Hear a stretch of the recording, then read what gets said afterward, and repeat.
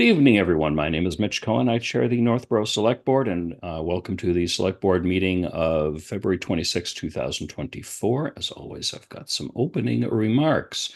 This open meeting of the Northborough Select Board is being conducted remotely, consistent with Chapter 2 of the Acts of 2023 relative to extending certain COVID-19 measures adopted during the state of emergency. All members of the Northborough Select Board are allowed and encouraged to participate remotely. The Act allows the Northborough Select Board to meet entirely remotely so long as reasonable public access is afforded so the public can follow along with the deliberations of the meeting. The public is encouraged to follow along using the posted agenda unless the chair notes otherwise. Members of the public who wish to view the live stream or the recording of this meeting may do so by going to Northborough Remote Meetings on YouTube via the link listed on the agenda. Ensuring public access does not ensure public participation unless such participation is required by law. This meeting will, of course, feature public comment. I will go around the virtual room and make sure everyone can hear and be heard. In order on my screen, we have Laura Zeiton. Here.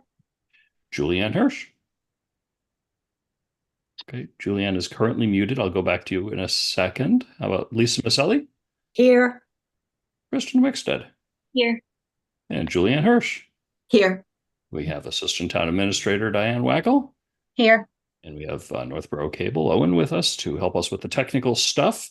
And I'm sure Tim McInerney will be back with us shortly once we come back into public session.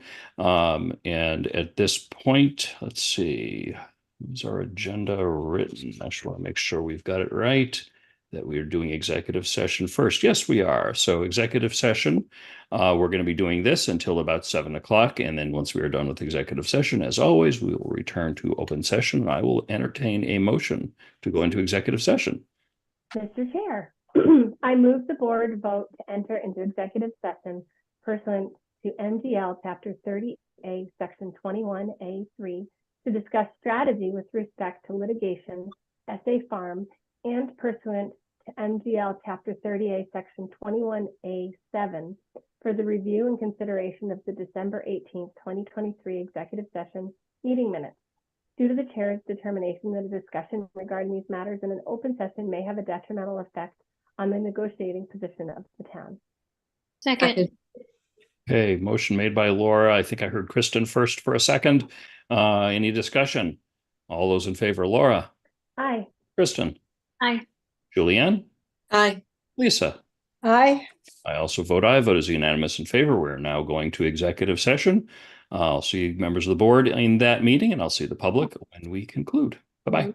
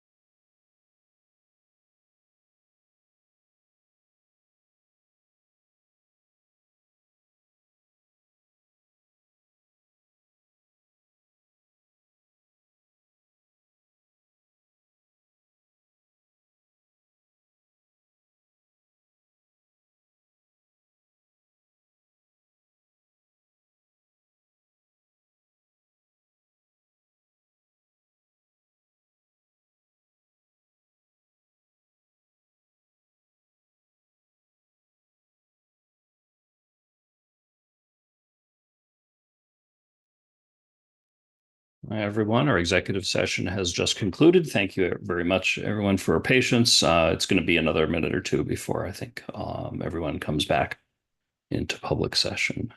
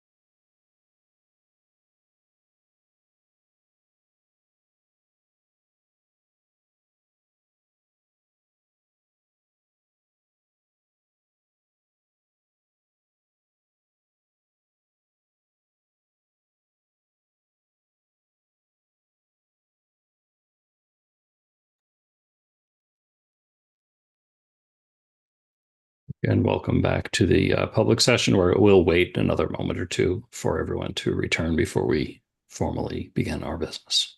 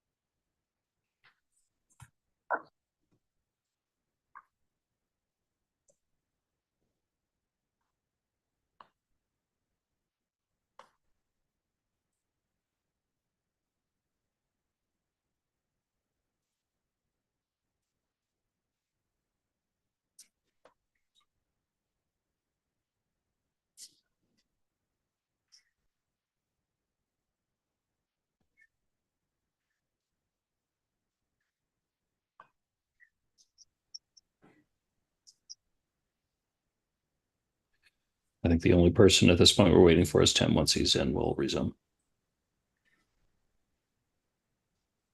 Oh, anybody get cold? Feel chill. We'll gotta get a heating blanket on, my God. Come on. Pretty warm day for the end of February. Yeah, it was nice. Today. It's gotten cooler again. I walked to Arrow Ooh. this morning for my community affairs thing with Chief Oh, Parenti. really? Yeah. Yeah, it was a nice walk. Where am I? And I had a scone, Mitch, Blueberry scone, iced. with frosting. Yeah, Yes. icing. Fun. Yep. Of course. I had the last one, actually. Glad I didn't go.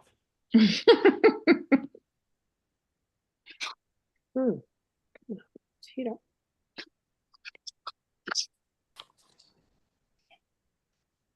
Are we waiting on Tim?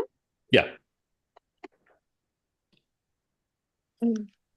Yeah, he told me he'd be in a minute. Oh, okay. Well, it's kind of disappointing hearing that not much was really accomplished. So all those people- We're in open session. Just yeah. I thought we weren't. Yep. No, once we come back here, we're public.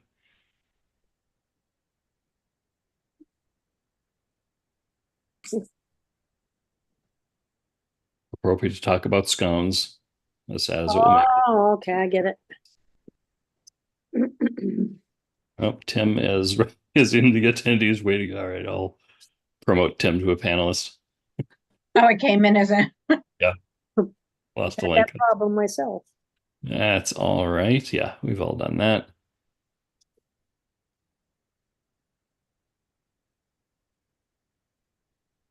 Sorry about that. I barred myself from my own meeting. What are you trying to say? That is okay. All right. We ready to get started again? Yep. Okay, so here we are back from executive session, and our first thing, as always, after returning to open session, is public comment. If there is a member of the public that wishes to make a comment on anything, ideally things not on our agenda, please raise your electronic hand, because as always, I'll be happy to recognize you during an agenda item. I don't see any hands up, but we'll wait another moment. Going once. Going twice with no takers, I will declare public comment closed. Next up, we have approval of meeting minutes. Now, the January 8th, 2024 meeting minutes, there was a last minute editorial change made to, and it was just one bullet point on Lisa's report that we received somewhere around 4:30 p.m. So that's the version under discussion. No other changes were made there. But I think the board members have seen that. Does someone have a motion on those meeting minutes? Yes, I move the board vote to approve the version of the January 8th, 2024 meeting minutes dated today at 4:27 p.m. as presented. Second. Second. A motion made by Lisa, seconded by Kristen. Any other discussion? All those in favor say aye. Lisa? Aye. Kristen? Aye. Laura? Aye. Julianne? Aye. I also vote aye, vote unanimous in favor. Meeting minutes are approved. And again, those are just slightly different than the version in the agenda packet, but you will see those approved version when they get posted on the town website. The January 22nd meeting minutes were not distributed, so those will be held until our next meeting. So we'll pass over that item. And next up, we have review of preliminary town meeting warrant summary. Oh, wow. We have a lot of articles. 63 in the latest version. Tim, you want to walk us through this? I see Jason Little in the waiting room. Do you want to bring him in, or is he just waiting in case something comes up? Yeah, I mean, there's a lot of work that he's been doing behind the scenes in this, so I can give you the cliff notes. Sure. Obviously, we don't have the detailed draft of all the articles, but Jason and I and the school district and staff have been working to get this together so you can sign these for the 11th. So no, the short answer is no, not at this point, but he is waiting in the event that the board has particular questions that I might not be able to answer due to the length of time in the position.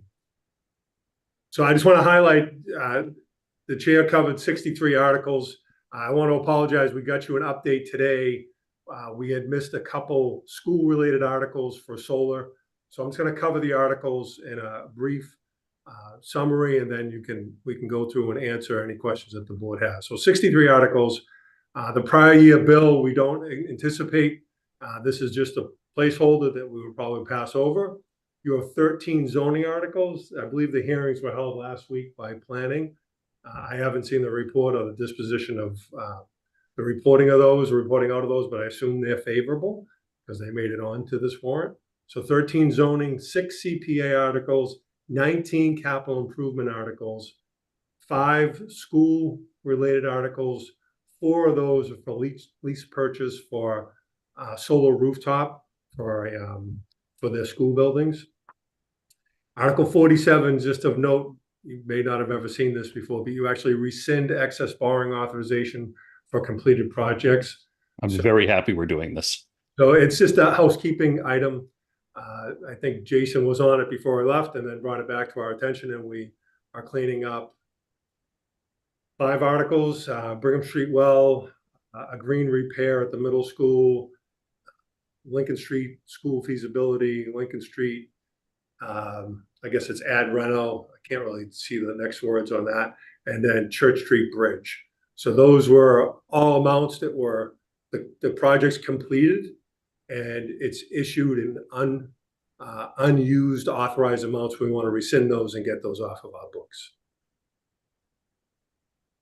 Also, I have had, I mean, you have a lot of capital improvement articles. There's a lot of work to be done on these with the Financial Planning Committee that we're meeting with tomorrow night. But I know you have a history of breaking them out. It seems lengthy. So I am having conversations with the moderator if we can have one article to do with the capital plan, and we can speak to the whole plan and vote things separately, but we'll save some ink if we don't have to print 19 of them. But that's, it doesn't mean we're going to do it. It just means we're talking about it. And then if there's anything that the board has that we're missing, I think that's the main reason why you have this meeting to talk about this in draft form. So if we miss something, and I don't want to put you on the spot, but we have a week and a half to get a full document with all of the language worked out in it. So if you have something that you see either now or later, can you get it to us so we can get it on the warrant for a town meeting? But you will be asked to sign the warrant on the 11th of March. So that's the summary. Okay. I have a couple of things that I wanted to sort of highlight and ask some questions about, but I'll open up to members of the board first if there are any questions about articles or categorization or items that may be missing. Lisa. This is my first time going over a draft, so I do have a couple of questions. Is this all the document we have to approve is just what we have in the draft, or do we get description? Do we get cost? Do we get anything like that? So the next time we see this, is it like the full warrant that's going to be passed out and printed? It'll be the document you notify the inhabitants that you're having a town meeting to discuss these articles. So you'll have Article 49, zoning bylaw, design review, and then it'll have a paragraph Right. that it's submitted by. So Okay. yeah, you have details. You won't have motions yet, but those motions are being developed as we go through all of these committees and subcommittees relative to the budget and capital plan. Okay. And with that in mind, I sat in appropriations and listened to the DPW budget already, which was, I'm assuming, different than what I see here, because this must be going to finance, must be capital planning as opposed to what we talked about on the appropriations meeting. Yes, all we did with AC Appropriation Committee was just the operational budget. Financial planning handles your capital improvement planning articles. Okay, so with everything going on, have we discussed maybe backing off on some of these DPW requests that are in the capital planning because of everything else that's coming forward? You've got possibly a new town hall. You've got, some new costs, I think, just on a new personnel coming in. And I'm assuming, again, this is my first time, because I've sat in financial planning as well, do they take into consideration the costs or the budget that has been already talked to in appropriations? So that they say that the appropriation said, okay, I'm going to give you $10 and we're going to bring it into the capital planning, and the capital planning says, well, I want, $500. Is it then $510, or are they two separate things where the monies that are being requested for?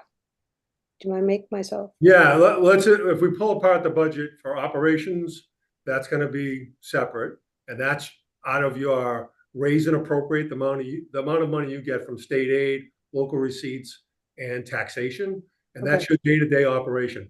Anything like a fire station, a library, a new town hall, those are all things that will ultimately be determined by select board, a town meeting for an appropriation, and then ultimately a question to the ballot for an override for a debt exclusion for those items. Okay. So I think they're mutually exclusive. I think those things, I think there'll be input from capital improvement planning relative to those debt exclusion projects. But for me, and I'm new, but at the end of the day, it's up to the select board, because you got to place the ballot question on, and town meeting to appropriate money. And I think there's so many things ahead of, like, the town hall, because we talk about that tomorrow, like the fire station, that, we got to set some priorities. I'm trying to do that at the same time. I'm trying to fly the plane and build it at the same time. So just, it'll happen. You'll see, the FTMS plan that Jason's working on, that we're working on, to give you a clearer picture of what those impacts are from an operational standpoint with the budget and what that growth may be. And then the capital improvement plan when you need extra dollars to do those projects. So you're going to see all those, not just like we're going to do these and spend all this money. It's still going to have a lot of checks and balances along the way. So this draft warrant is going to come to us, and we can then discuss some of these articles, is a necessity for this and a necessity for that, correct? Yeah. I think any of these articles, it ends up being your warrant. Some charters allow for a different, like a duly elected body or duly appointed committee usually can submit an article and sponsor an article. I haven't, looked into that detail relative to who has authority, but I picture it as being the warrant to be the warrant of the select board notifying the inhabitants of a public town meeting. Okay, so I then, do think you have that authority. Short answer is yes. okay, so then what time do we get to look at it and include both of the costs? Like, because we're the fiduciary responsible party, right? So we have to look, and again, I'm asking because I've never done this before, but don't we have to look at what we're asking for that will then be what the taxpayers pay in their daily increases? Yes. And I would love to tell you that you're going to have it all by the 11th and have, every piece of this capital improvement plan ironed out, or the budget article for number 4. Mm. It's going through a process with committees that one of the committees just got a full membership that can meet tomorrow night. So we're all gonna have to learn together on what the things that are asked for and what might be appropriate to fund. Okay, So while they may live on the article or on the warrant, I would guess between the 11th and the 22nd, all of those pieces, all that dust is going to settle, and you're going to take a position one way or the other on articles inside this warrant. all right, In order to give notice, that's all this is doing. These are the things we're considering, and I'm just under such a compressed time, unfortunately, to get all these pieces out and done. So while we're committing to give notice, we're not committing to spend the money. okay, You got to figure that out before the 22nd of April. okay. And can I ask 2 more questions? Can I ask a question about what happened at appropriations the other night? Or no, this wouldn't be the time for that? I don't know if it's germane to the article. I don't know. Well, again, it's in the budget. It's not in the capital. It's in the operating. My suggestion is maybe wait until we talk about the budget, I'm hoping at our next meeting, we will get an updated budget, some budget details, and talk about that. Okay. It was going to be one of the things I was going to mention.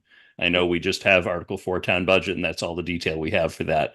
But I'm hoping we can further that along, now that you're going to be beginning to meet with appropriations. We might get some detail next time. Okay, Yeah. that's fine. I just want to get a placeholder for that. The second one was there's some discussion of you can now get a full complement of the financial planning, which means you got 6 people. Did we take care of that issue that we were talking about earlier, or do we discuss that? Yeah. There were 2 pieces of that, which I think we answered half of it appropriately, and then we had to ask town council. So that's, again, it's a matter we need to resolve. I just don't have a complete answer. Okay, but we will by tomorrow, or when? I mean, you're saying financial planning's meeting tomorrow, or is that? Yeah, they are meeting. So if there's a problem with the membership makeup, we will resolve that before the meeting? All right, because then that's something, when do we weigh in? Or I don't is think it I don't think we have a role to weigh in on that. We don't have a appointing authority over appropriations right? or financial planning. Okay, thank you. Julianne? So is this a meeting where we can ask for explanations about some of these articles? Like, first Right of now, all, you Article, can, yeah. okay, Article 12, what does that mean? Adoption of provisions of building rental fund. So I'm going to use For- it. I'll use a term that you're probably accustomed to hearing, a revolving account, but it's not a revolving account. It's just when we have a dentist in there now that pays Uh-huh. us lease money. We want to use that lease money to offset the cost to run that building. This Okay, this Article 12 will allow us to do that. okay. All right, next question. Article 15, police cruiser replacements. What kind of vehicles are those? Are those hybrid, electric, regular? It's a replacement of a rescue. It's a rescue vehicle. I maybe Jason has that capital plan in front of him, can tell you how old that rescue is. It's been on your capital improvement plan for a number of years. I think it's slated for 2025. No, no, no. The one prior, I'm I think, is sorry. You Julianne's. know what? I have the wrong numbers. So it's the one before that, police cruiser. It's two police gas powered vehicles, Chevy Tahoes. Two of them.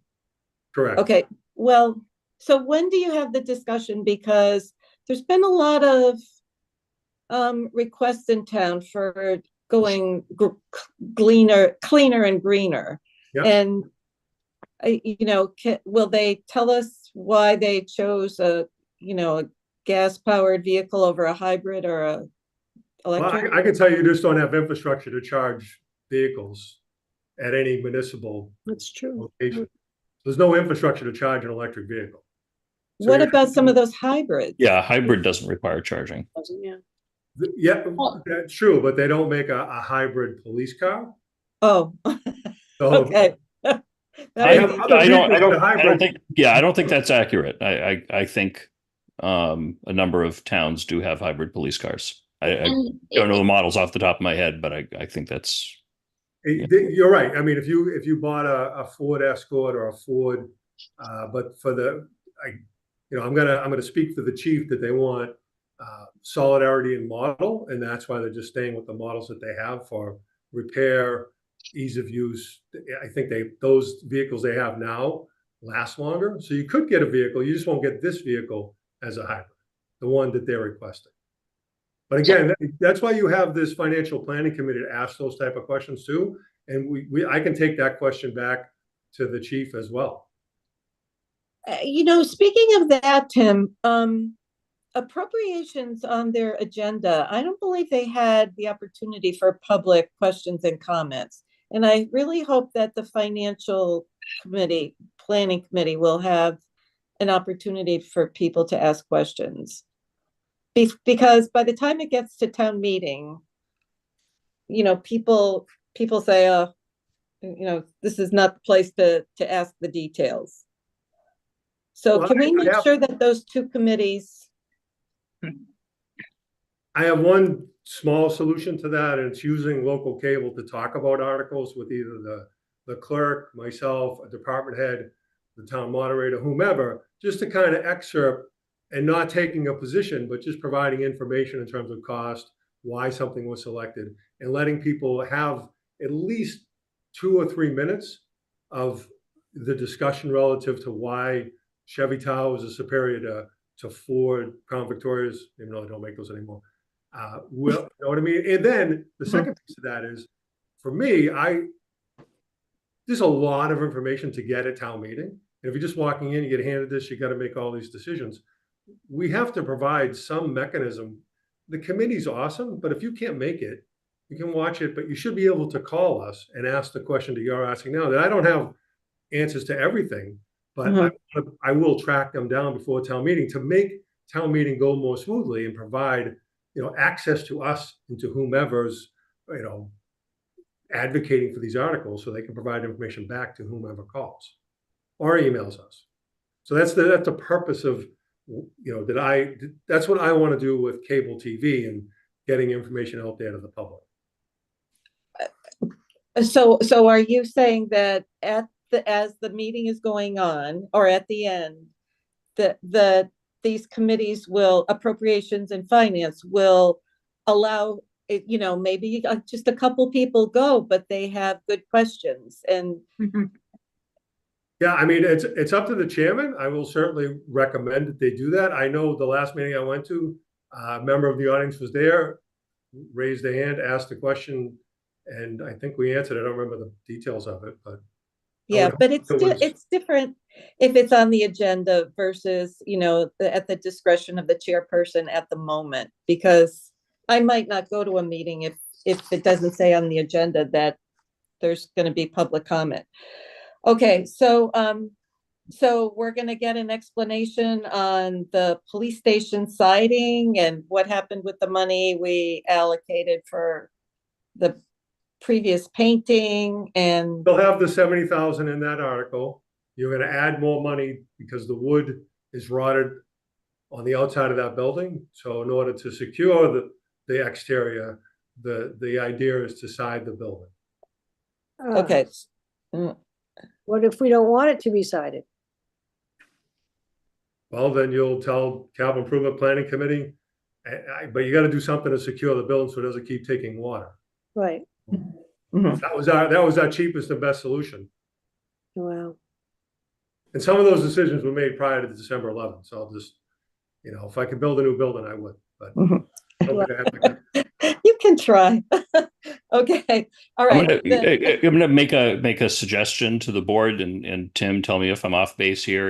If members of the board see articles on this draft that they may not want to support, meaning may suggest that they not either change substantially or not go on the final warrant, let us know as early as possible. Have a discussion with Tim about your concerns so that we can fully vet that process on the 11th, because the 11th is when we have to sign the warrant. Okay. And making decisions on the spot to, for example, not buy police cruisers, and I'm only mentioning that one just because that was one that was just discussed, or not siding the police station or whatever it is a little risky because we might not have all the information if it wasn't vetted ahead of time. So that's my request to do that. Kristen. So as far as the police cruisers go, I remember last year someone asked Chief Flyver this question because I think it was his or one of the cruisers needed to be replaced. And he said he did do some research, if I remember correctly. He said he did do some research on trying to find electric vehicles. It was just going to take a really long time to get them. If they ordered them, they weren't going to come in nearly enough time. So there was a time constraint there, I remember. As far as the infrastructure goes, that I'm sure is 100% correct. However, it takes 2 seconds for an electrician. Okay, not 2 seconds, but it's a very simple matter to put a charging. Kristen, we've lost your audio. No, you're back, I think. I was making such a good point too. Yes. No, it isn't that big a deal to put an electric charging station in any kind of garage that has electricity in it. So it shouldn't be a huge deal for the town to add those if they did want them. Yeah. That wouldn't really be a thinking point. I do think it was last year anyway, because it was going to be a really long delay to get electric vehicles. But I do think it's something we should keep talking about. And now with Chief Griffin in charge, he took over at a weird time. I think mostly this police budget is still Chief Flyver's budget because Chief Griffin didn't come on till quite late in the year or right at the beginning of this year. But maybe for next year, that's something, we could have all the pieces of the puzzle put together, and that could be something that does change. So, and then I had a question about the Article 42 rescinding whatever it was. So, Yep. Could you just give an example of one or two of those? Church Street Bridge was voted 425-16. It was article number 23. You authorized $1,027,000, and you are rescinding the unissued 100. You used 927,000 of that 1,027,000. So you're rescinding the vote of 100,000 of the original 1,027,000. Because we just didn't need all the money to do the project. Yeah. Right, You did, that's like A, free A, money. you didn't borrow it, so it's not Yeah. available to you. So I don't want you to Oh, be okay. confused. You didn't borrow it. You're just rescinding what you were allowed to borrow. Oh, okay. So it's almost like you had a line of credit, but you reduced it by calling the credit card and said, I don't want 1,000, I want 500. Okay. So that's what you're doing. You still owe the 500. Yeah. Okay. All right. Thank you for explaining that. Okay, Lisa. Is Julianne done with her questions before I ask? Are you done? Well, you go ahead, because I do have some more, but I'll wait my turn. Well, it was. Okay, a couple of questions. In Article 34, feasibility study for Margaret Peasley Elementary School. What is that, to put solar on the roof, or what's that feasibility study? That's the feasibility. So at either our last meeting or the meeting prior, we sent a letter to MSBA saying we would like to be part of a feasibility, basically part of feasibility for the Peasley School. MSBA subsequently came back and said, yeah, good idea.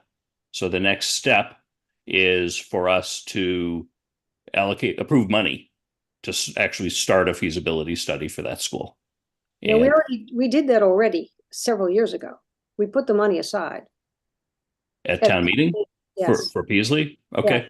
Yeah, I would probably say ask Tim, to ask Jason to go ahead and see if there is already money approved and if it's sufficient funds. I think it was 100 or 150,000. Oh, I would anticipate a feasibility for a school to be substantially more.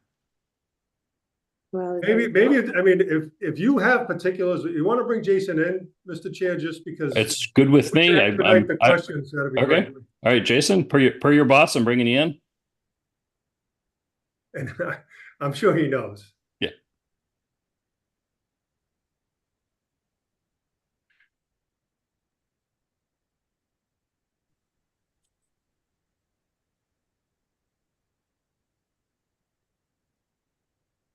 Jason, if you could unmute, and if you'd like, turn on your camera.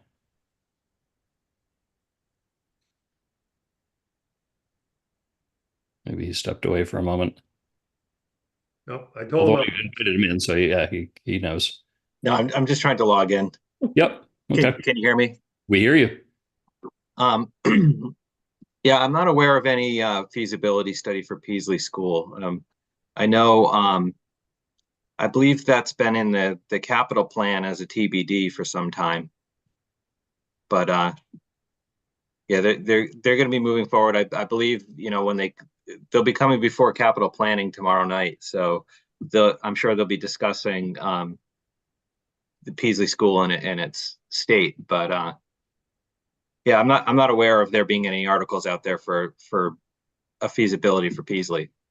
Yeah, we probably wouldn't have even started a feasibility without going to MSBA first, because the process is MSBA invites you into the timeline, into their schedule, and then you start feasibility and you seek the funding for that. Okay, I'll look it up, and if Yeah. I can. It could be something related, and maybe there was something approved and not spent that maybe there's some money out there. So we can ask for a little bit less. I don't know. I can speak to that. There's no outstanding money for Peasley School. There may have been a former roof project or a smaller project that had been done at the school. Off the top of my head, I'd have to look further into it. I don't have that in front of me, but I know coming forward, the more substantial feasibility is going to be discussed for the next elementary school renovation project, and it looks like Peasley's the next one in the pipeline to get renovated. Yeah. Okay, thanks. Can I go and ask a couple more? Absolutely. All right, so on Article 17, DPW facilities, facility HVAC upgrades modernization. That's kind of a pretty big blanket. Where is it going to be used? Jason, do you have that note? I don't have it. These articles are simply summaries of what's been requested. I don't have the details of everything in these articles. As capital planning meets or financial planning meets, they'll I'm sure these details will be revealed. Yeah, we'll certainly have those details in advance of our meeting on the 11th. I could take some guesses by the title, but I don't want to just guess. Okay, so it's probably better that we wait until, we could save time waiting until financial planning meets tomorrow night. I mean, that's a thought. And I thought I saw in here somewhere about electric school buses. Was that on this or was that someplace else? Seeing that. Because I looked back and forth and I couldn't find it either. And I don't remember where I saw it, but I was like, who would have an electric school bus? I When- talked to somebody once about that. I'll see if I can find their name. He Yeah. said it wasn't a select board thing. I was at a work thing for my husband, but it was a really interesting conversation I had with this woman who works with trying to get electric school buses into town. So All right. Right now, the towns don't own any school buses.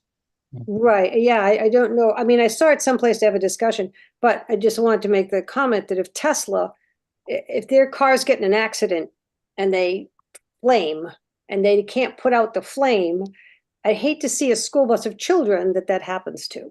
Well, So there are no electric school buses being proposed under our Right, warrant. so just put me down on that. We could Not have a a lot of good idea. conversations about that Yeah. some other day. All right, thank you. All right, I'm gonna let this stuff go until then because Okay, probably more detailed information. Laura. Thank you so much. I really appreciate all the work that's gone into this list so far. I'm more of a comment than a question. I am concerned about the costs that are going to be associated with a lot of these projects. I just know in my professional position, we've been asked to really save money and look at ways to cut our expenses because, you know, we've got to make our money stretch longer. So as financial planning, as staff, as people are reviewing this, I just really want to just convey how much financial pressure our residents are under, how much we are under pressure financially, both at home, at work. And so if there's a way to really to let our projects go a little bit longer, if it's not going to negatively impact the overall well-being of the town, it would be really helpful. But this huge warrant has a lot of amazing things on it that I'm really excited about, but I just want to stress we can't afford it. And I mean, not everything, but we could be in for a very long period of financial constraints. And I know that is especially present for our friends who are on fixed income, and it's affecting those of us who are not on fixed income. It's a big problem. And I appreciate all the thought, and I would love nothing more than to have infinite budgets to make it possible. But I just want to recognize, like, we've all got to really tighten our purse strings. And so I'm looking at this and I'm waiting for the numbers. It's going to be very important for me to understand how critical these projects are to the well-being of the town. So thank you for all your work so far. And I just want to make that point while we're waiting the final numbers and the descriptions behind these project articles. Mr. Chair, if I may, just for context, they look like there's a lot of capital, and there is, but you have a plan that's been rolled every year to do certain projects, and we're only looking at for most of these, it's within your free cash policy to use free cash for these items. There's some items that, like that heavy rescue, I think it's $1.2 million. You only have 1.9 in free cash that's usable after you do stabilization and OPEB. So it's what I think we're seeing throughout the municipal market. The longer, if these things don't have to be done, we shouldn't even talk about them. But the longer you put any of these off, the cost, you can't even guess how much, a building would have cost 10 years ago versus what it is today. It's probably 6 times what it was 10 years ago. So I don't want to burden anybody's children with that. So we got to at least have a conversation about what's the priority and then what can people afford. And I don't want to put anybody in strife financially. So that, I mean, I think that's part of what the committee's role is too, to assess, how to best allocate to make operations run more efficiently and smoothly. Just like the LED lights, those small things that we do will drive down, hopefully, long-term operating costs. I'm not so sure all these items are going to do that. But there's some things you need to plow sidewalks, you need a piece of equipment that works. So it's all those things taken collectively gets very expensive, but it's not lost on me that it is gonna cost people money. I've got a couple of questions. I think the answer is no, but are any of these items potentially debt or capital exclusion items, or are these all funded within the levy limit? No, Jason, we're gonna propose, I think, the fire truck. Yeah, nothing. Sorry to jump in. Nothing here is none of these articles are proposed to be debt exclusions. They're all within there may be the fire truck. I think we've discussed there is going to be a borrowing authorization, but likely everything else will be funded within available funds. Okay, great, thank you. On behalf of the Fire Station Building Committee, it was brought up at one of our recent meetings that, given that that's a major capital undertaking, there won't be any funding sought at this meeting, most likely in the fall, whether we could have, possibly within the capital plan projects, a brief presentation that the Fire Station Building Committee could provide as an update to town meeting on the pending project. I've seen that done in other towns. Again, there's no approval being sought, no money being spent on that project here. But perhaps if you could discuss with the moderator, possibly, either inserting an article for a report on that item, maybe at the end of the capital items, or just an understanding that will take place, and hopefully not more than a 5 or 10 minute presentation, just so that the town gets an update as to where things stand. It would be helpful. So, Mr. Chair, would the last article suffice, or would you want it? Because we have reports. Nobody's so there is reports. Nobody stays for that. What happens? I've never seen any reports provided there. And if we keep it to the end, no one's going to be there. Right. My suggestion is at the conclusion of the capital items. So, between 33 and 34, as it is on this draft, would be a good spot for that. Okay. Thank you. Thank you. It doesn't help us this time, but and I appreciate this as being uniquely rushed with you just joining us and everything else. And Jason, thank you, just coming back. But for future years on a list like this, I think it would be good to have dollar figures next to the financial items, at least, best guesses at this point. We don't have to worry about that now. That's thinking for future years. So for the draft review, dollar figure? Yeah, exactly. That makes sense. Yeah. In terms of items missing, I wouldn't say missing because we hadn't talked about them. There are a couple of general bylaws that very recently, within the last few days, have come up that we may want to consider amendments for. One is the appointment to financial planning and whether you could serve on other committees while being on financial planning. That just came up and is, potentially making it difficult for them to have a full board. And then at a recent meeting, we had a lot of discussions about the municipal code and bylaw and possibly a couple of cleanup aspects there. I may take another look at those two, and I may send a couple of suggestions. Board members, feel free to do the same on those items. General bylaws don't have to go through a formal hearing process the way that zoning bylaws do. So we can, make those changes pretty simply. Obviously, we don't want to have them reviewed by council and everything else. So, it might be too late for those, but it came up as an idea. Something else I have raised before, and we did do last year, was raise the income threshold for some of the senior tax options. We did do that last year. We raised it to the maximum, and then I think in September, when the governor and lieutenant governor came to our senior center, that was to announce raising them again, raising the legal maximum. So I would really like to keep up with that. And anything we can do to improve. And I know those limits are still really low, even with the new maximums, but do the best we can. And I already mentioned earlier that I think it would be good to have a budget draft at our next meeting also. Going through some of the articles from my notes, I'm not going to beat the whole hybrid cruiser thing to death, but it's important to keep that alive. Westboro is much further along this than we are. They have one fully electric police car. It's a sergeant's vehicle. It's really nice. I saw it at an EV show in Westboro a few months back, and I believe they have a number of hybrid cruisers, regular line cruisers as well.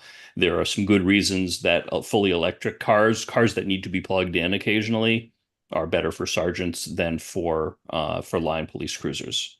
So I had a really good conversation with, I think, their sergeant, who regularly drives that vehicle at that expo.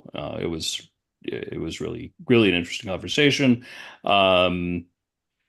Fire station brick repointing and sealing. I'm just curious why we are doing this while we are also replacing that building.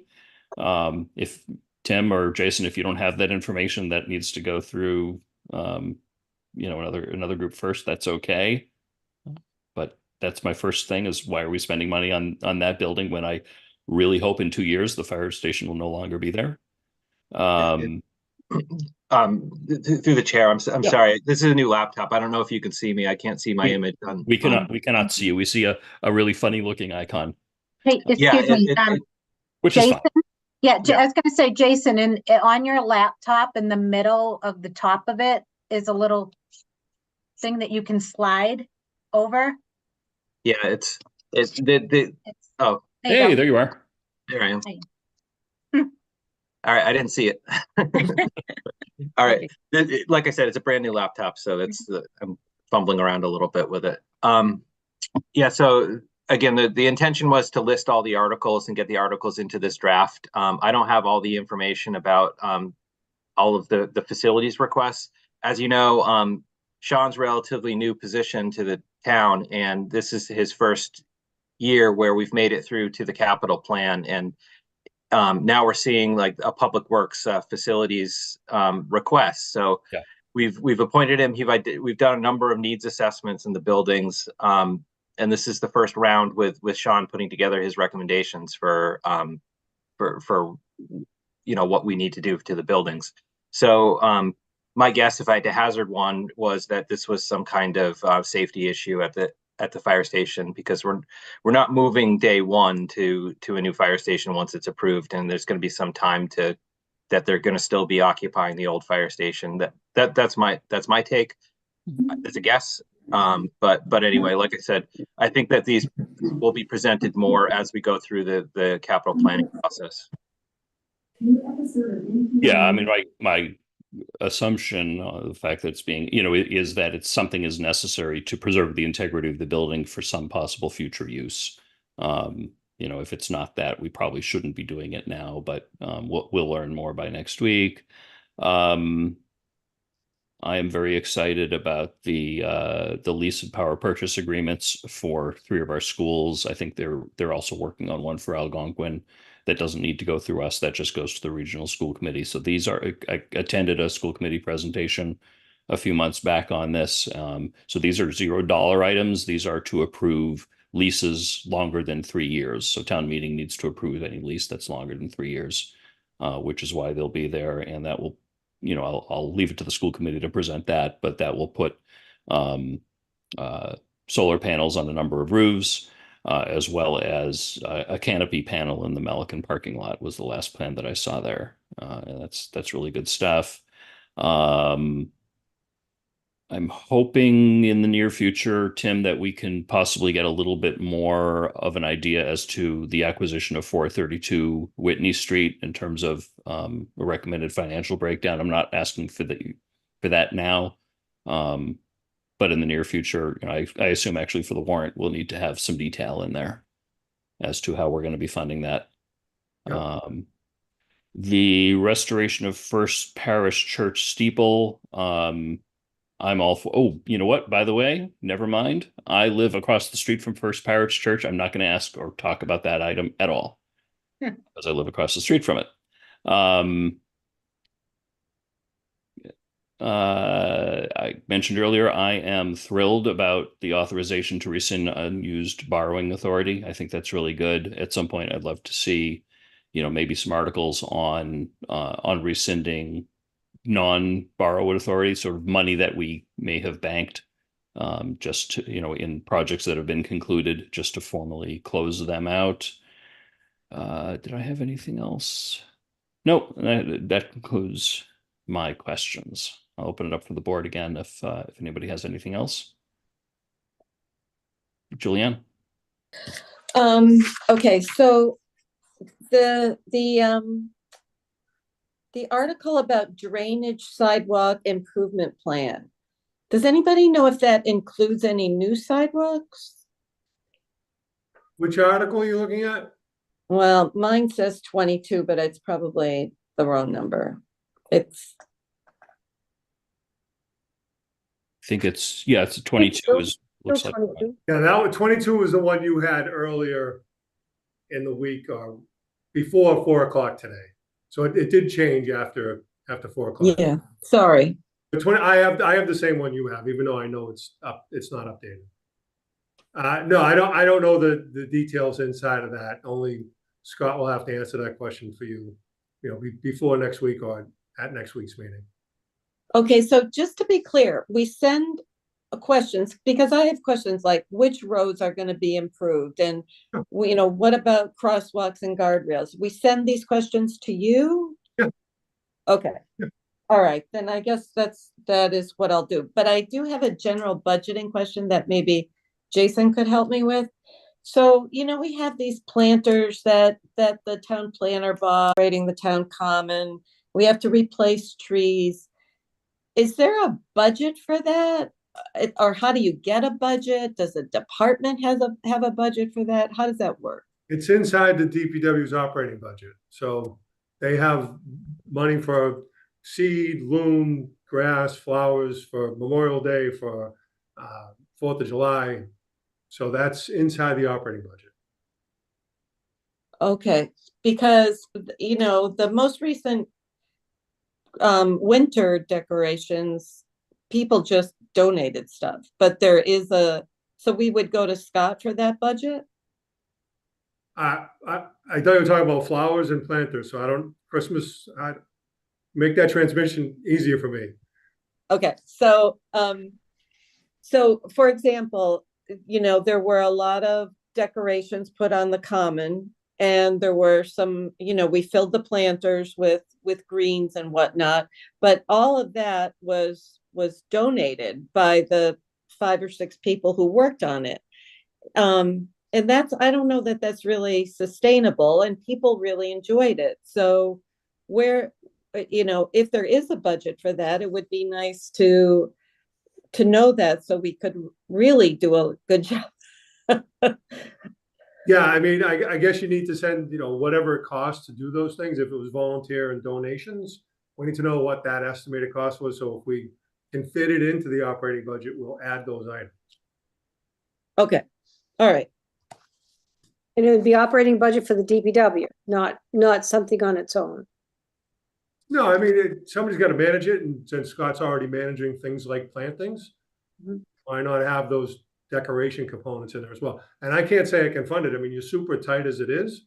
And I gave that report last week. I don't want to bore you with trying to keep it inside the new growth and the allowance on the 2.5 and not eat into that levy capacity.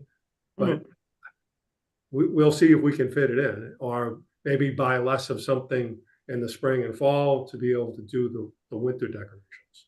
Yeah, this is a really small budget. But it makes a difference, I think, and people have commented, so that's the reason I asked. Okay, thank you. Lisa. On that note, we've been talking about putting trees, again, the tree replacement. Where would we put that? I mean, how would we'd have to figure out how to fund it, and where do we put that at the town meeting as well, saying that X amount of dollars taken from somewhere would be a recurring fund, because you're supposed to replace the trees you cut that are municipal. Yeah, I mean, this board, I've heard you talk about this before, and I've asked Scott, and I worked on a policy for replacement of trees that are on public lands. So we want to propose that policy to the board so we can have an executive policy on the replacement. It doesn't answer your question, but if we need, again, money, we can either do an article separate and just have an article that has money in it for trees. Couple caveats to that. Somebody like Jason has to manage when money comes out, that it's appropriate and all that kind of stuff. Or we can put it in the operating budget inside of DPW to purchase trees. We went over Scott's budget at length. I don't remember if there are trees. I know tree removal was on there for disease trees and sick trees and hazards, but I don't know about dollars to replace. So that's something I'll have to ask Scott. Okay, thank you. Okay. Any other questions or comments on the draft warrant? All right. I think we've had a good first run through. Tim, thank you very much for putting that together. I look forward to our next meeting and getting into more details. That concludes that item. Next up is we have review of draft legislative priorities. Mitch, Mr. Yeah. Chairman, Yeah. there's no public comment on this? There's nobody raising their hand. If Okay. anyone wants to, I see the names of people that are attending right now. I think they know the drill, that they can raise their hand at any time. But I'll repeat that for anyone watching at any time during our meetings. You're welcome to raise your hand, and I will recognize you for pretty much any agenda item. Okay. Thank you. Sure. And sometime later, I don't know which meeting yet, we will have, my assumption is the way it's always been done in the past, is a joint meeting with appropriations where we'll have an annual budget hearing. And that's a more formal process of soliciting feedback, although we pretty much handle everything like a hearing. So we're like that. The goal is the 25th of March, sorry. Okay, great. Good to know. Draft of legislative priorities letter. So every year the board sends a letter to our legislators with some suggestions as to things we would like them to strongly support. And then we meet with them a couple of meetings later. Usually that meeting is in March. They had a conflict among all of them with an important event. So that's been rescheduled to, I think it's the first meeting in April. Is that right? April 8th. April 8th. Yep. So that's been confirmed with them? Yes. Excellent. That's fantastic. And so the office has prepared a letter, which I will bring up at my end, but not for sharing, but it's in the packet, listing a number of things. And this is the time for the board to decide maybe there's something that shouldn't be a priority, maybe there's something else that should be a priority, or something to rephrase so that this letter can be sent out. With that, any comments? Kristen? If I remember correctly, chapter 90 tends to be the number one thing on this letter. And I thought it did go up this year under Maura Healy. Am I wrong about that? It did. It was a supplemental gas tax adjustment that they did. I don't remember the number. Sorry, Mr. Chairman. Yeah. And I think the proposal funds a little bit more than a baseline, but probably at a give or take the same level as prior years. I don't think what's possible. So I'm trying to remember, at the MMA conference, the governor and lieutenant governor spoke about the Municipal Empowerment Act that they're Yes. proposing. And if I remember correctly, one of the items in that is for a 2-year rolling plan for Chapter 90. So you have a little bit more advance notice on that. And in our letter, we do express support for the Municipal Empowerment Act, which has something about that, and I don't remember the detail of it. But that's I know the governor's website has the details. Okay. Yeah, I just remember reading something about it, but okay, But it that can was, always go up more. yeah, exactly. Right. So I'm sure that's where that comes from. Okay, I'll hold the rest of my comments till after. Okay. Any other comments or questions? Julianne, that they said. Okay, so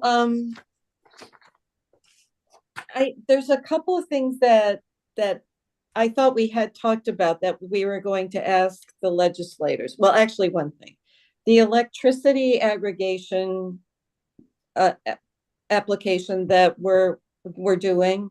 I thought we were going to ask the legislators to work with DPU to speed that approval process because they approved one in the last year. Weren't we going to mention that? Yes, I'm glad you brought that up. So at our public meeting that we had, I think it was our last meeting with our aggregation consultants, I think they said that the state has very recently accelerated that dramatically, but it can't hurt to include in the letter. I think it's a good idea to add something like, support, accelerating the aggregation approval process or whatever. Mhm. Can be. Okay, and my second thing is, and I want my board members to please weigh in on this because the MBTA adjacent program that we have to do is, it's sometimes the talk of the town. And one of the things that I'm kind of worried about is that once we do the zoning, a developer will come in and build his choice of what he wants to put in, whether it's apartments, condos, duplexes, single family homes, or cottage housing.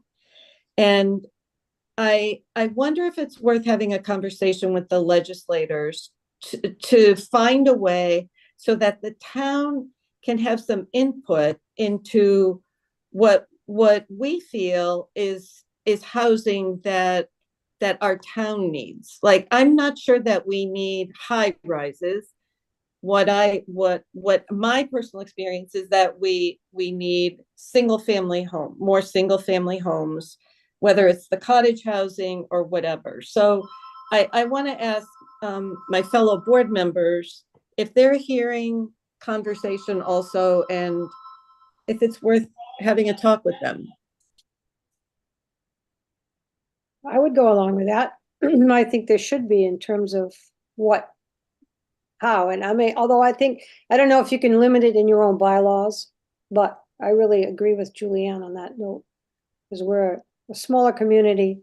We like our residential and our smaller homes and that sort of thing. So I think that should be something that we consider, because when we keep talking about MBTA and where we're putting it, I think it's important to take into consideration that a developer does what a developer wants. We don't have any control. From what I remember, the MBTA requirements is it 15 units per acre? I don't think within that they say how those must be constructed. High rises, townhouses, small houses, etc. I think we're not at the planning board, and the planning director isn't here, so we are going to guess. But I would imagine, from everything I've read, that's the requirement is 15 housing units per acre, and we could probably within that, as long as we're adhering to that, say they have to be X, Y, or Z. But that's really a question for the planning board and the planning director. So I don't know. I'm not sure what question to ask, or what we could put in the letter. We may not be able to say what type, but we could Yeah. write concerns or how to go about getting some guidelines.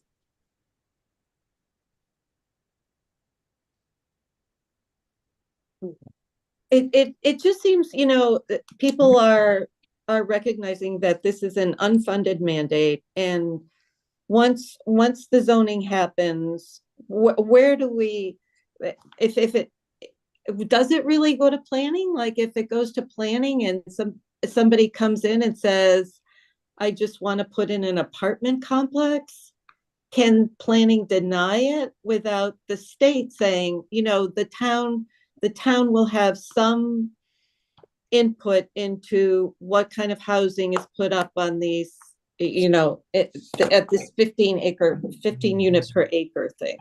I think it would be helpful, given that that's a really critical zoning bylaw that's going through the process, that, whether it be at our next meeting or certainly before town meeting, maybe the planning director and possibly the planning board chair could join us to walk us through a little bit of the bylaw that's being proposed and its impact.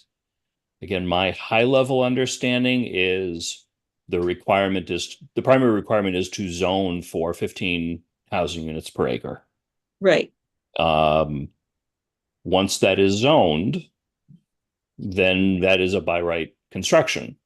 Mm-hmm.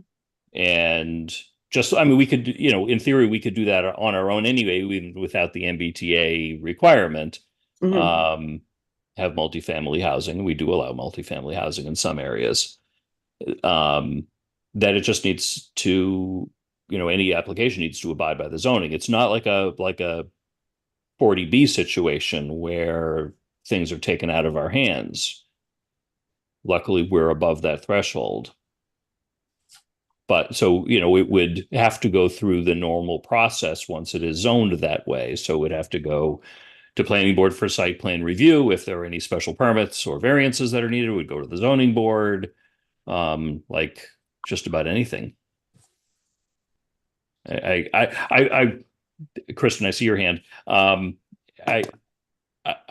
If we're going to add something to the letter, I want to know what it is, and I don't know if we know enough to ask that question. Maybe I agree. Yeah, maybe it could be something that we just sort of, try to learn a little bit more before we meet with them, and then ask some intelligent questions when we're meeting with them. Yeah, it'd be great to have a planning board person, explain, because my concern. I'm sorry to interrupt. Speaking of planning board person, there happens to be Amy Paretsky, a member of the planning board, has just raised her electronic hand. If it's all right with everyone, rather than concluding our conversations, I'm going to allow Amy to speak. And Hi. maybe she could enlighten us a little bit. Hi, Amy. If you could identify yourself. Sure. Amy Paretsky, 47 Indian Meadow Drive, and I am on the planning board, but I'm not speaking for the whole board. They didn't know I was calling tonight. I did watch an MMA presentation today. It was like an hour long at noon, and I can send it out to everybody. It was really informative. But like the main thing that they stated is this is a housing bill. It's not for affordable housing, although we're allowed to ask for up to 10%, but it's to build housing. And unfortunately, I think what Julianne's trying to say is there are a lot of people in this area looking for homes, like single family homes.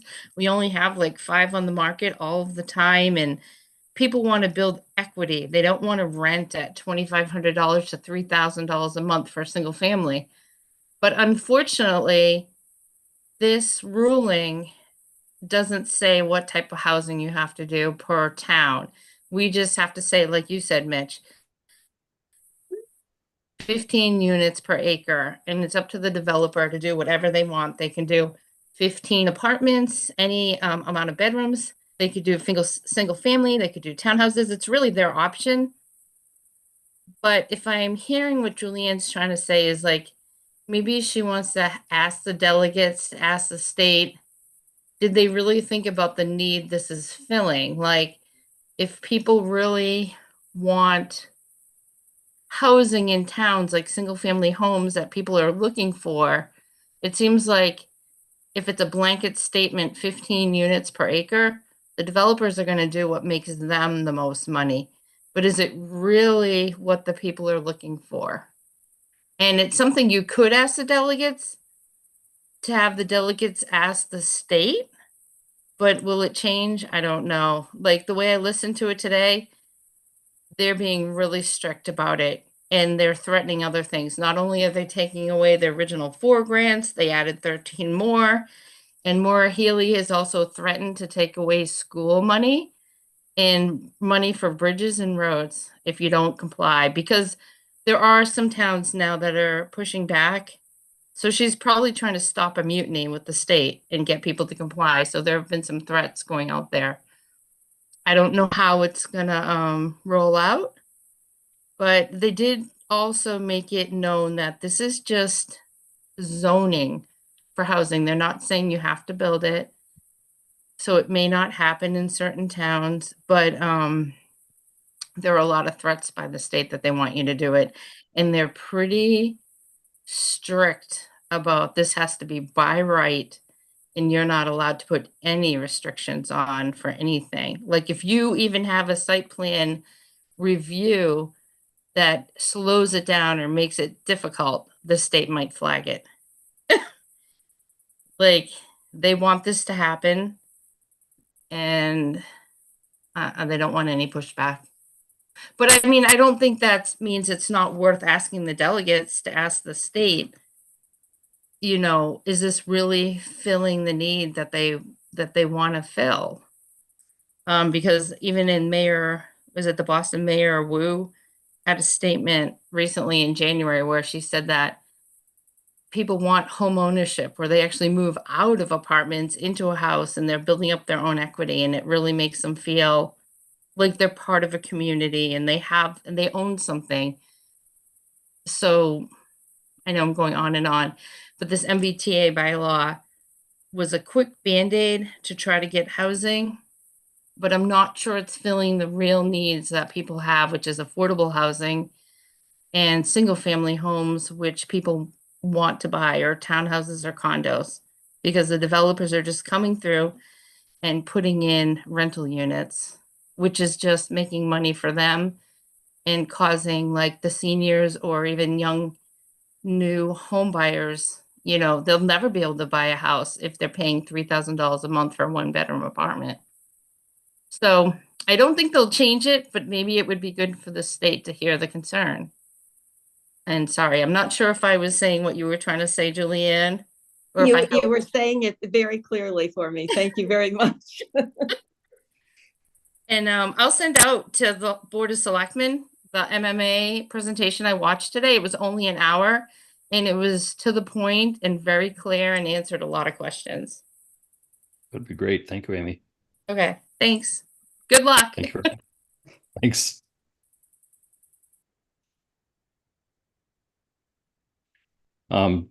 Julie, I just want to finish with Julianne, and then we'll move over to Kristen. And Okay, then yeah. so, And Julianne, did that help you clarify something that you think we should add to our letter? yes, if we can, you know, if we can do it as succinctly as Amy did. Yes, because I really believe that there's a lot of young families looking for houses in certain price ranges, and I don't know that, you know, that's going to be accomplished with this MBTA housing mandate. But I have one more thing that I wonder if we should talk to the legislators about, and that's a problem we have in this town and other towns, and that is the big trucks. You know, they have to rest. The truck drivers have to rest, and there doesn't seem to be enough places, designated places for them to do that. So is that a topic that we bring up, you know, in April when we talk to them, or some other way? But obviously, you know, we know it's a problem in this town. So how do we ask them to designate more truck stops for them or, suitable resting places. I think that's more local. I think that's a matter of someone wanting to build a truck stop or us requiring, the next warehouse that gets proposed, and I'm rolling my eyes in the hopes that maybe there isn't one. Maybe the planning board and their site plan mandates that. Not sure what the state can do. Well, it's the highways. The highways are run by the state, so. Oh, okay. So you're talking about along 290 Or Mass Pike. 495. Okay. I mean, that's where my mind went when Julianne Okay. mentioned that. Yeah, no, you're right. I thought local. I thought because we have a problem of trucks stopping and parking and sleeping with the drivers sleeping. Yeah, Mhm. because there's no Should not rest happen. That's a areas local on the problem. highways. Yeah. But if there were rest areas along the highways, they wouldn't come to Northborough and Marlborough to do those things. They would Yeah. be doing them on the side of the highways. Mm, yeah. So that's a really good Okay. one. I think that's a really good one. Yeah, we do. Okay. Yeah. Okay. So I think we have something that we can. Diane, I assume that you're the drafts person of this. Yes. You can craft something there. Was there enough of the MBTA conversation that you might be able to pull something out of that? Yes, and I can work offline as well. I Okay. can get some Perfect. information. Yep. Perfect. Okay. Thank you, Julianne. Thank you for those good ideas. All right, Kristen, you had your hand up for a while. Yeah, well, actually, speaking of traffic and safety, no surprise, that's where I was going.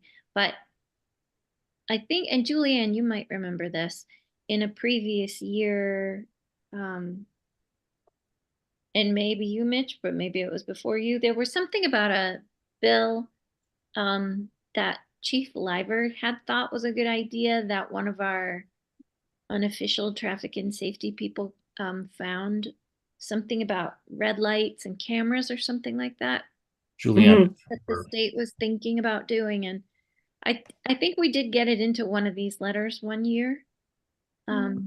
So maybe that's worth looking into and seeing if Chief Griffin is also in favor of that, and doing a little digging and seeing what we said in previous years. And I can certainly ask Rachel Armstrong. She's the one who found it in the first place. It was a bill that was proposed once upon a time that didn't go anywhere. So maybe if we add it to our letter and with the support of our police department, if they are still in support of it, that could be something good we could do too. So I agree with you, Kristen. And, I'm not very good at wading through these bills, and I couldn't find any really active bill on that. But I would agree that let's mention it, because it's a very benign bill. A town our size can only put in one, and it doesn't go to your insurance. It's, just kind of a notification and maybe a small fee. So it's, but it's an additional safety feature. Yeah. So we have a couple of really dangerous intersections in our town where there are a lot of accidents, and I don't know, maybe we could pick the best one or whatever. Thanks. Thanks, Kristen. Lisa, I think you had your hand up also. Yep, and I wholeheartedly agree with the other board members on that. I think it's time that we came in. Some other cities and towns in different states have used it, so I'd like us to be able to do something like that. So even with the schools, by the schools. So I've got a couple things. I don't know if we can ask the legislators about this, but on the ballot, there was the millionaire tax that was supposed to go to education and care. Like they had 71 million for early education and care and 224 million for K-12 education, which Healy says will guarantee access to free lunch, 229 million for higher education, 477 million earmarked for transportation programs. And this goes on, there's a critical highway bridge and fix and maintain roadways. So there's money that was supposed to come from that millionaire's tax. When does it come to us? And how do we have to ask for it? Do we have to send a list, running list of what we need it for? How do we access that millionaire's tax that was passed on ballot? That's one of the questions. Does that sound like I have a something we can ask them about? vague recollection that that is covered in that Municipal Empowerment Act. I'm trying to take a quick look. But I'm not seeing the details right now. Okay. So I'm looking at obviously I'm reading Yeah. it here. Okay. But there's money out there for that. I just don't know when. I mean, that was last year or the year before they were going to do that, right? Mhm. So, I mean, that might be one of the, because it's money, it's already put aside that we could get maybe a little bit of information and money, response on. Overview, do we normally put in 4 pages or 5 pages of things to the delegates? Is this like overkill? We do. I think, Di, you know the history on this, right? Yeah, I think we deleted a lot, probably 4 or 5 pages. Okay. It just was graphs and, explaining what each thing was. Yeah. And I felt like just trying to get more to the point. I think you lose interest. Yeah, I would say that that would be true. And I did find the school bus thing. It's right here. That's why I knew I read it. It says streamlining procurement for electrical school buses and charging infrastructure by allowing single procurements for both under Chapter 30B. That's where I saw it. Okay. I'm a little concerned about electric school buses. I like hybrids, but I'd rather give you half a school bus than a full school bus under electric. But and I wanted to just say the increasing the maximum local option of meals tax from 0.75% to 1% for sales of a meal. Right now, restaurants, foods, everything else has gone up so much that even though we're talking, 0.25%, I think that's difficult. I mean, that's more of a business. We need to make money somehow. And I just think that that's one of the places where people are getting hard hit right now. They're not going out as much because the cost of having dinner, hamburgers are $18 a hamburger now. That's a lot of money for going out and having a hamburger. But I wasn't as enamored about that. And So then that's a local option. So that's something that we don't have to bring forward to town meeting if we don't like it. okay, but that's on this legislative. Oh, okay. That's one of the bullets in the Municipal Empowerment Act. That's I imagine took Okay. that from the state's information there. Okay. I think it's good to have that option. I also would be hesitant to bring it forward to town meeting, but I think it's helpful to have that tool available if we're ever in a position where it does make sense. Okay, I just wanted to, express the fact that we do care about our businesses and we don't want to think that we're not concerned about them. Maybe you could explain to me on the updating borrowing rules for school projects to increase from 30 to 40 years, the bond term to more closely reflect the life expectancy of a project. We've been talking about projects being 50-year projects, buildings being 50-year buildings. I don't think that's realistic. I think that's way too old. I think you have to look at 30 years instead of 50 because what we're experiencing now with the schools and the municipal buildings and everything else going on, it's because we try to push it to the 50 years when your roof at most is 20 years. Your appliances are at most 5 years now. I mean, I don't know what happens when they get into the school situations, but it's unrealistic to think that the materials that we use today to build and the electronics and everything else that we have really is supposed to last for a 50-year period of time. Having been through some school projects myself, what I always learned was that the expectation is that the building would be useful and the building envelope would be basically useful for 50 years. And then you reevaluate and you might be able to get it another 25 or another 50 years, but certain components do break down. Roofs, you replace at 25 years. HVAC systems around the same thing. Windows also. Right. generally have to replace. So a 50-year expected life for whether it be a fire station or a school or anything else doesn't mean you don't do maintenance, and sometimes large scale maintenance during that process. But it means the building as a whole, you should expect to be useful for that time. And I think extending, again, a 40-year loan, this is essentially what this would allow a town to do. You could imagine the amount of interest you would pay there. There are many towns that are not as financially flexible as Northborough is.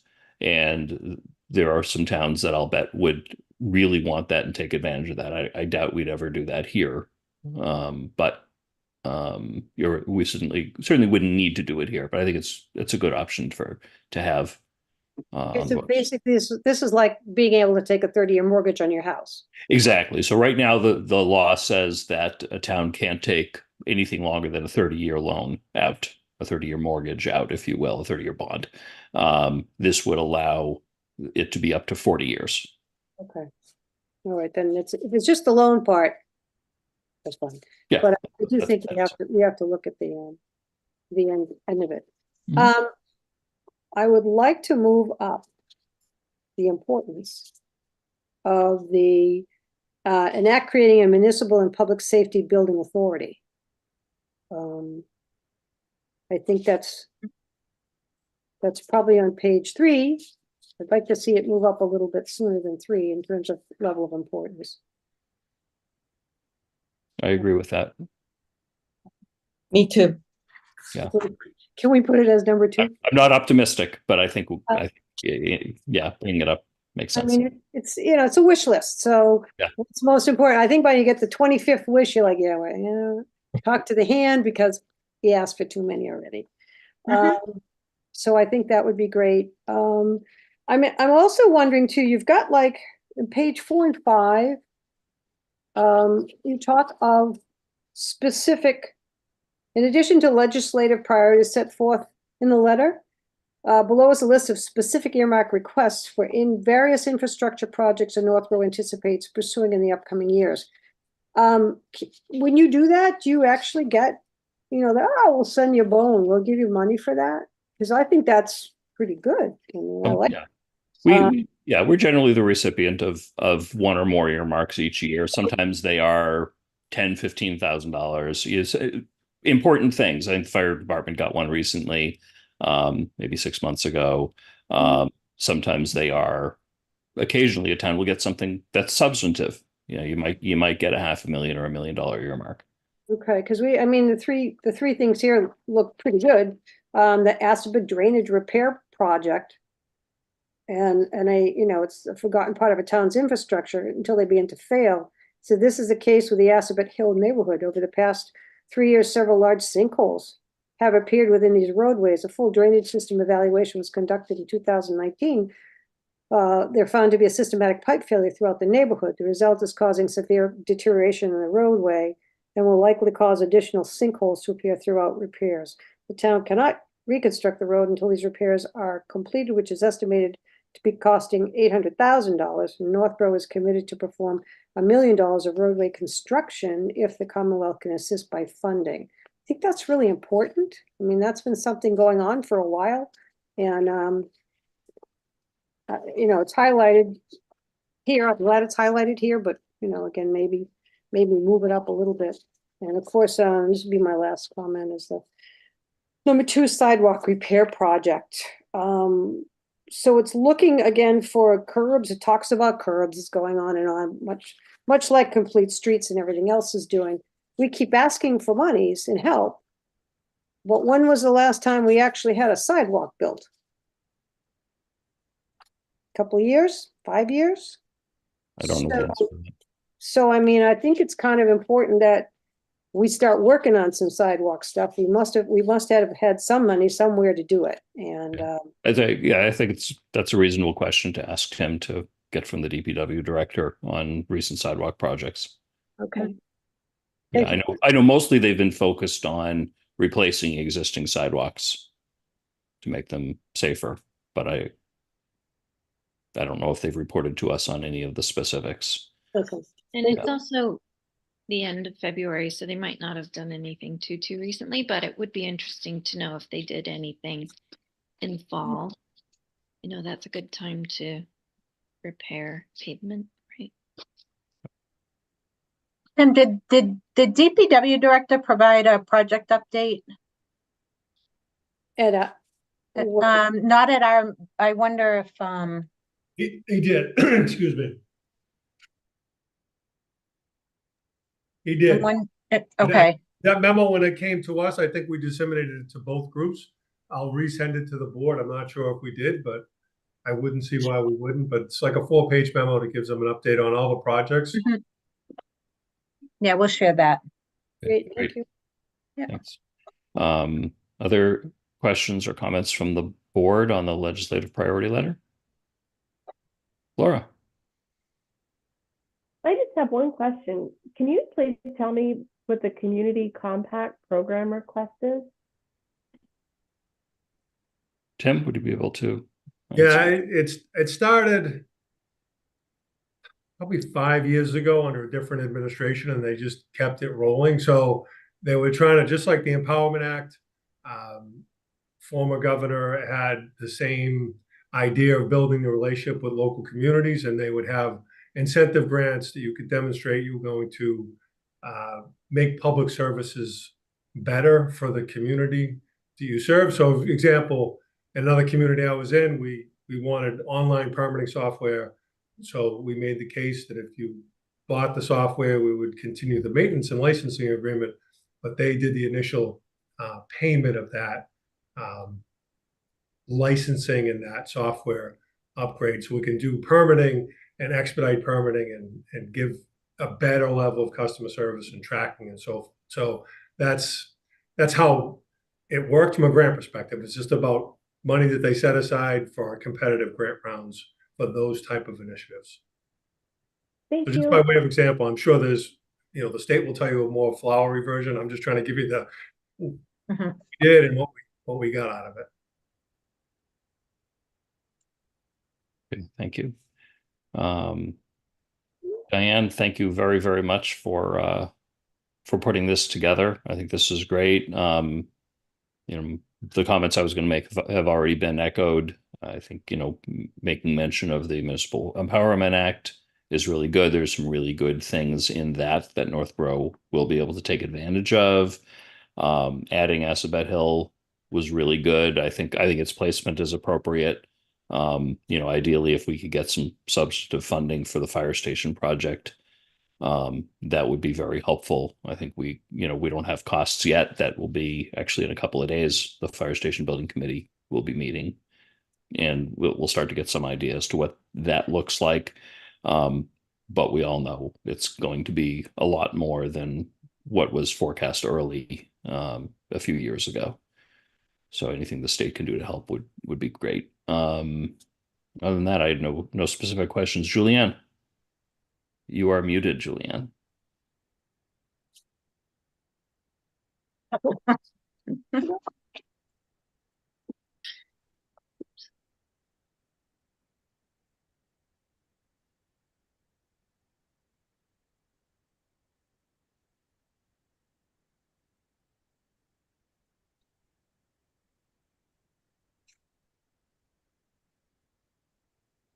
Okay, how's that?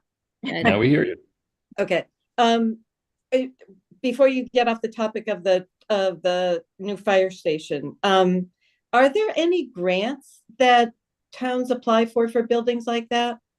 No. So one of the items that we mentioned earlier is, the state programs for municipal buildings, and that is a law that we would like to see passed. It has been Right. proposed every year. It's been on our letter every year, to create a program that's similar to the MSBA or MBLC for, that's for libraries, that would provide funding for those. And there are no grants or other state programs for safety complexes, for town halls, which is another thing we're going to be talking about soon. DPW garages and the like are always fully funded locally, unless you happen to get an earmark or something random like that. Okay, thank you. All right, good. Okay, great. Any other questions or comments on the letter? Okay, all good. Okay, Diane, again, thank you very much for putting it together. Work with the board members that requested something specific and make sure those are in there, and let me know when it's ready for a signature, and we'll send it on. Sure. I'm sorry to interrupt you, but I just wanted to remind you, I think there's a motion. Oh, yes. Yeah, I have a motion here. Yeah. Do you want me to read That will that? just allow me to work with the town administrator and with the chair to update that. To authorize. Yep. Thank you. Thank you for reminding me of Oh, that. you're welcome. Would someone like to make a motion? I would, but do you want me to change it a little bit? Do I need to add Diane in there, or can I just say? I mean, no, I'll let you I think it says town administrator, and town administrator is delegating that to Diane. Okay, great. All right. I move the board vote to authorize the chair and the town administrator to finalize and sign the legislative priorities letter and supplemental earmark requests for discussion with our state legislative delegation at the April 8th board meeting. Second. Okay, motion made by Kristen, seconded by, I'll give it to Laura. Any other discussion? Are you signing it for the rest of the board, Mitch? Yeah, typically a letter is signed by just the chair.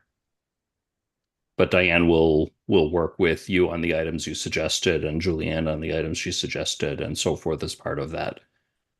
And we'll all see it again. And then Of course. Yeah. Okay.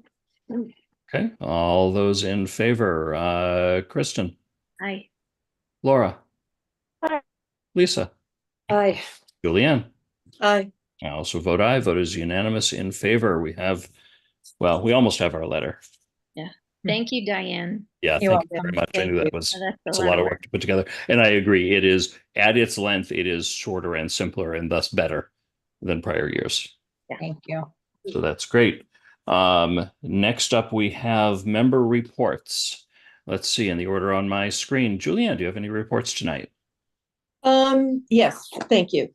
So, I talked to a couple of people on Cultural Council about the new minutes format suggestion that we talked about at our last meeting. And I wonder if we should, and I don't know if anyone on the staff has a list of all the chair people that they could maybe send that out to them and just say, these are, we're thinking about that, and if they have any comments, because Cultural Council had the couple of people that I met with had some concerns about, for example, when they do grants, should that really be recorded in a public meeting? They want to be respectful of people's privacy. So I think we have to talk about that new minutes format, if I'm using the term correctly. So that's one thing on my list. And I'm going to cut down my reports. So it's time for reappointments of boards and committees. And I just want to read something from the website, which is: interested residents are invited to submit an application to serve on a board, committee, or commission to the Selectman's office no later than March 15th, 2024. So please, I hope a lot of people are interested in applying for positions, and now's the time to do it. So I guess I'll end my report there. Thank you. Thanks, Julianne. Kristen, any reports tonight? Yes, I do. So my most important, really big deal thing to say tonight is that there is a public information and input session tomorrow evening at the town hall gym about the study for the new town hall. It starts at 6:30 p.m. and everyone should come.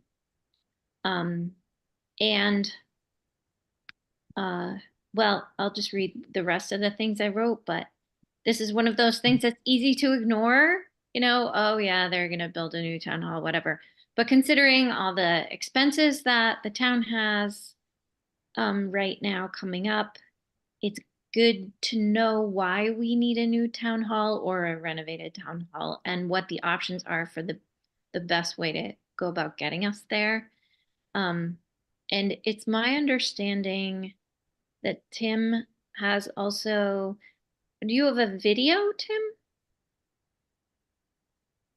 Yes, we did. I did a quick promotional video to get people to come to the meeting. So it gave kind of we looked at the building envelope, and then we had Andy do an overdub of his voice, just inviting people to the meeting tomorrow. Okay. Where's that video? Is that on the town website? It's on YouTube, and it's on, I don't know the technology piece for launching it on the web page, but I believe Andy did that. So it's located someplace on the page. There's a link to it somewhere. Okay. Well, I'll find that and add that to my personal stuff. Okay. So that's good. And then March 20th at 7 p.m., the Community Affairs Committee is having a planning meeting for the annual town cleanup in the big meeting room. Did I say the library? The big meeting room, the library. This year, they want to involve more members of the community in the planning of the cleanup. So they're inviting people from sustainability, our unofficial sustainability committee, which is a lot of wonderful people. And Jean Cahill, I guess, is the one who is interested in attending the meeting, but maybe some other people. And then I guess people from the Trails Committee also, they're hoping to get involved this year. So Susie told me today, because she's the CAC chair, that anyone else who wants to be part of planning the cleanup, she's welcoming everyone. That's why she got the bigger meeting room at the library. So that's March 20th at 7 p.m. And then Chief Parenti and I were at Arrow Coffee this morning for an hour. It was delightful to spend an hour getting to know him a little better. He's a lot of fun. And thanks to the CAC for organizing all these coffee hours. I know this has been one of many at various coffee shops. We had some good conversations. And I added one piece to my report because I had a light bulb moment while Lisa was talking. So I did a quick Google search about electric vehicles. Are they more dangerous when they catch fire? Are they more likely to catch fire than gas-powered vehicles? But then I realized, like, this is just a quick Google search. So I would love to have someone from the fire department weigh in on the possibilities of the potential danger of electric school buses and or police cruisers versus gas vehicles. I think that would be, if they wouldn't mind giving us their 2 cents on that could be really helpful going forward. And then we have a little more information what we're dealing with. That ends my report. Thanks. Thank you, Kristen. Lisa, any reports tonight? Oh, yes. And I like what Kristen said. I think the more information that we get on these electric vehicles, the better it is. And it certainly can't hurt, but it certainly can help us a great deal. So thank you for the light bulb. That was wonderful. All right. I have been very busy, and I've done it in ways of actually giving you dates and events. So on February 13th, I attended the Traffic Safety Committee, in which there was this discussion to apply for HCVEs on Lincoln and Pleasant streets and crosswalk blinking lights on Lincoln, Pleasant, Church, Northgate, Howard streets, and there may have been a couple more. So they're going to come forward at some point. Scott's going to put a list together for the blinking lights to come forward to us.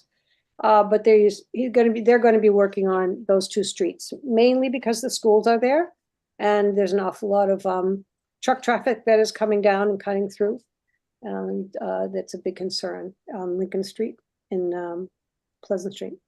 All right, on the 15th of February, our purchase and sale due diligence walk through 432 Whitney Street with the reps from Sudbury Valley trustees and the DCR town planner and conservation agent was cut short by a formal complaint by the seller. We talked about making sure we can be able to do our due diligence and taking care of what has to be done to be able to complete the P&S correctly. And I think we're already taking care of that for a conversation we had a little earlier with Tim. On February 20th, I spoke to the town planner of Hudson and the director of DBI, which is the Downtown Business Improvement District. They offered to come here to make a presentation on their success with their downtown business development, or invited us to come there for a tour and lunch. So I think we should probably take them up on either one. Oh, the lunch in Hudson's pretty cool, so maybe we should go there. So moved. Just saying, it's a good idea. Yeah, I think that's a great idea, Lisa. Okay, so then on the 21st, I co-presented congratulatory certificate for the 10-year anniversary of the Dellman's Club with Laura Zeiton. It was very exciting. We had a couple of the delegates there, and oh yeah, there were brownies passed around, I think. Thank you, Laura, for putting all that together. And the same night, the town offices feasibility committee met and presented 4 options for locating our town offices. Tomorrow night's joint meeting agenda is just repeating what Kristen had said, February 27th, 2024 at 6:30 p.m. at the town offices gymnasium for public participation to help with the choices. On the 22nd of February, I attended the appropriations committee with a DPW budget presentation. Last meeting, longstanding member Rich Niebuhr resigned. We would like to extend our heartfelt appreciation for his years of service. He has put in a lot of time. He has put in a lot of time.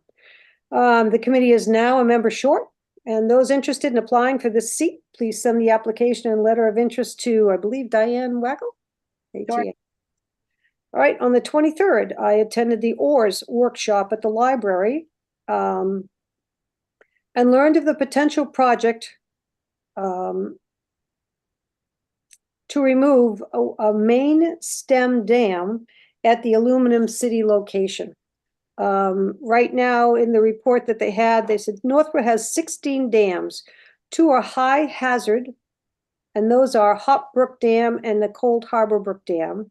And 1 is a significant hazard, which is, look at me, I can't even find where it is. Maybe probably that's the Aluminum City location. So they did a long talk about how the dams are causing problems with so many different things, and they're trying throughout the state anyway to remove as many as they can, both by prioritizing the damage if something were to fail. Also discussed was the cleanup possibility of Bartlett Pond and Assabet under the Aqueduct Bridge over Hudson. The ORS representatives also offered to share their presentation with us in a PDF, and I will forward it when I get it. And I don't know where you might like to put it or use it as a reference material. And we would like to thank the ORS for coming to Northborough and sharing the incredible work they are doing. The Sustainable Northborough, Jean Cahill, will offer a workshop on invasive plants led by the Sudbury Valley trustees on April 6th at Edmonds Hill Woods. I don't know what the time is. And finally, for tonight, I would like to recommend that we put aside some time to prepare and create the traffic safety mission, as well as a town-wide municipal sign policy of appearance consistency for our town municipal buildings, such as the senior center, library, town offices, police and fire, as well as the DPW or any other building that we have or acquire. I think we still can't seem to get a theme, one look in any part of our town for any of our things. And I think starting with the municipal buildings is very important. So I do know that the senior center has a lovely carved green with gold lettering between granite pillars, and that Peasley School started the same type of a look when they did their new sign. And I would like to be able to put something aside for us to decide what we'd actually like to see on these properties that's all the same, right, other than the name change. And I hope that the board agrees with that, that unity of appearance. And that concludes tonight's minutes or my reports, and I will send it right in so you don't have to type it all over again. Thank you. Thanks, Lisa. Laura, any reports tonight? Thanks for making that comment about consistency, because I think some of those nice signs do really pop, and it's a nice idea. So thank you. For my reports, I was delighted to celebrate the Dolmen's 10th anniversary. Thank you to all of our board members for signing the proclamation. They really appreciated it, and it was a great turnout. It was a nice thing to celebrate. They read the original agenda that they did 10 years ago, and they had some really fun questions that they asked, and we retold the answers, and it was just a really fun day. I'm looking forward to Thursday when Lisa and I will be doing office hours at the Bistro C'est La Vie. Thank you so much to the Community Affairs Committee for putting so much thought into these fun events.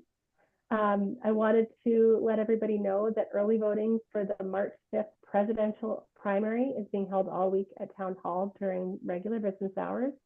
The election is next Tuesday, March 5th. Polls are open from 7 a.m. to 8 p.m. And vote by mail ballots must be returned by 8 p.m. on election day. So many thanks to the town clerk, Andy Dowd, for sending that along to me. And that concludes my report. Thank you so much. Thank you, Laura. I only have a couple of things. The first thing, again, I want to congratulate the Dull Men's Club. Such a wonderful organization. I unfortunately was out of town, so couldn't attend the party. But congratulations to them, and thank you to Laura and Lisa for representing the board at that event.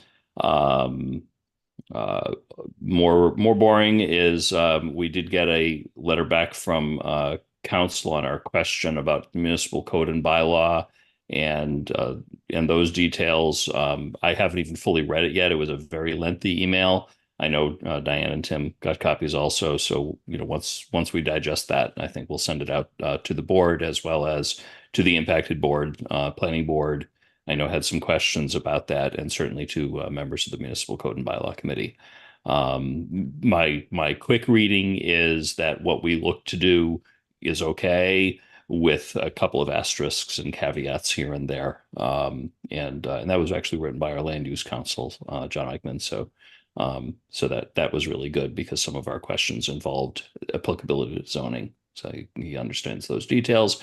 And that concludes my report. Moving on to town administrator reports. Tim, do you have anything for us tonight? A couple things, just quickly. I appreciate you letting me share with you. Keeping with the terms of my contract, one of my terms for employment here was to become a certified purchasing agent. So I attended a 3-day inspector general purchasing class, and I passed the test. This is 2 weeks ago now. I think the meeting I couldn't make with the DEP and the AG, I was in that class. So that's just keeping with the terms and conditions of the contract for my employment. The town office feasibility space committee tomorrow, 6:30. You've covered it. It is a joint meeting with the board. I know. I just wanted to make sure that you could hear the discussion and then find a way forward, a path forward, to get agreement on what the next steps are. In a lot of ways, because we're considering 4 locations, as the committee eliminates and the board coalesces around the elimination of sites, it makes more work for me, but I want to be able to deal with some of the vacancies in the buildings we don't select, to put it mildly. So that's just, I think, a good thing, just to get some agreement on a path forward. I did reach out to Jeff Nutting about the goal setting workshop. I guess my question to the board, you don't have to answer this now, is, do we wait till after town meeting? Do we wait till after the election? Or do we do it sooner? You don't have to answer that now again, but certainly let me know what your thoughts are about that goal setting workshop. It's something that we talked about during the interview process, and then other board members have mentioned it to me in passing. So I finally reached out to Jeff, and he's willing to do it. There is a cost associated with it. We can pick a Saturday, 4 or 5 hours, or we can pick an early evening, or whatever the board likes. But let's determine, when we want to have that happen. I did speak to an Amazon rep today, corporate rep. I'm going to have reconnection, if you will, establish a relationship with discussion relative to traffic, truck traffic, no turns, and all that kind of stuff. So we're going to, obviously Griffin's new, I'm new, so we're going to reestablish that connection. I'm also meeting with the mayor of Marlborough to introduce myself and look forward to finding creative ways to work together with the city. So that's going to happen this week as well. There's obviously other issues that we're dealing with there. And then we're setting a meeting for late March with DPU. It's their aggregation plan process that we have to go through. So I think our comment period closes on the 13th, and we'll meet with them later on in March. But it's one step along the way to energy aggregation. So that's in movement too.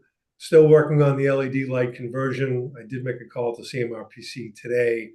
I'm trying to find if there's a more cost-effective vendor. So that's why that phone call has been placed to CMRPC. They might have other resources that we can use to drive down that cost. And of course, we continue to work on the FY25 budget with the committees, and we have meetings every Tuesday and every Thursday. And I just thought of this now as we were talking that I know you guys are busy. I should just send you the note when those different departments are going before those particular committees. So if you wanted to listen in or attend, you could do that.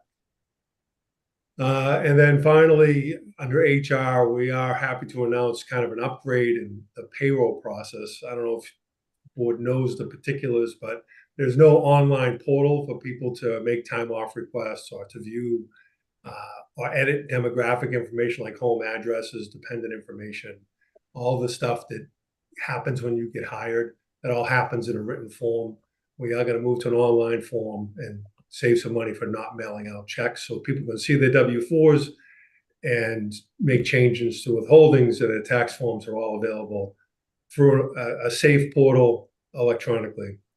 The biggest thing for me is to be able to see when people are out. I know not to call or send them an email, or just not expect a response. So it's going to help, I think, to manage operations overall.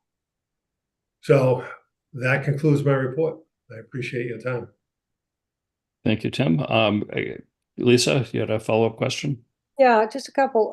When you do meet with Amazon, I know we talked about it at the traffic safety, about asking if they could offer maybe three parking spaces up on in their parking area for the truck drivers to be able to rest on property, because one of the buildings is pretty much robotic, so there's not that much parking on the property.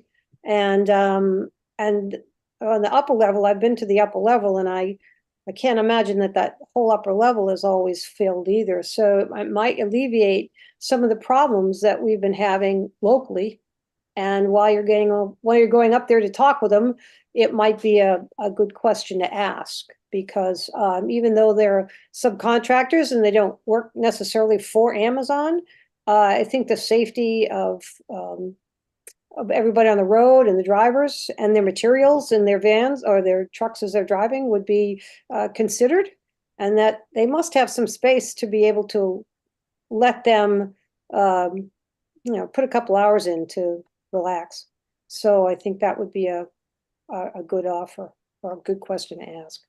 Yeah, the chief and I drove up there and toured, the existing grounds, and we'll obviously do that again with those representatives. So, I mean, I've obviously been in the email chains with all the issues that have gone on. So that's on the top of the list. Okay, great. All right. Thank you. Okay, thanks. I had a couple of follow-up items on the items you mentioned. Then I'll go to you, Diane, and we've got one member of the audience that has something to say also. On tomorrow night's meeting, Tim, you mentioned that it's joint with the Town Hall Feasibility Study Committee. It's really their meeting that we're attending. We posted because we will be there in quorum. So we will, officially call ourselves to order and things like that. But the chair of that committee, Bill Pierce, will be the one running that meeting. On the question about when to have Jeff Nutting come in, you make a good point about the election, that although I'd love to do it soon, we know, sadly, Kristen, unless we can convince you otherwise, you have said that you will be leaving the board. we know we'll have a new member coming in after the election. My instinct is to say at this point, let's wait until May to get that scheduled. Kristen, do you have something exciting to announce? No, I just wanted to say that I think if we asked Lazy Kristen, would she like to go to the 4 to 5 hour goal setting workshop for a board she's not going to be part of in the next few years? She would say no, thank you. I love you guys, but I would rather do a social thing. And I do think it would be nice for your new board member, whoever that may be, to maybe they have some goals. Okay. And I'll just give you all my goals before I leave. Great. Everyone okay with that? Well, I agree with putting that off until after the election. I do think we should have one more meeting like we did before to narrow down what we really want to do with our goals and such. We've already gotten a head start, and I think we've put it off long enough. Yeah, I think we should be able to squeak in one meeting. Kristen, you don't have to come. You don't want, but I think it would be helpful for all of us to have that put together before May and not have to, we can work on Wallace or Mr. Nunning. Tim, maybe you could ask Jeff for some things that we could work on at a meeting in advance, as to a good way to structure that meeting of ours to make his time more valuable. Yeah, there's actually a questionnaire that board members would fill out ahead of time, as well as the town administrator. So we can get that underway. And then the new member will just have to catch up. Yep. Okay. Okay. And then just one last thing. The meeting for tomorrow night, is it set up so that it's like a dais and the questions that can come from the audience can be heard by everybody in the audience to the dais, and the dais answered back to the audience member where everybody can hear? Because the last time when we were there for Metro West, it was almost like a trade show. So it was only like a one-on-one type thing.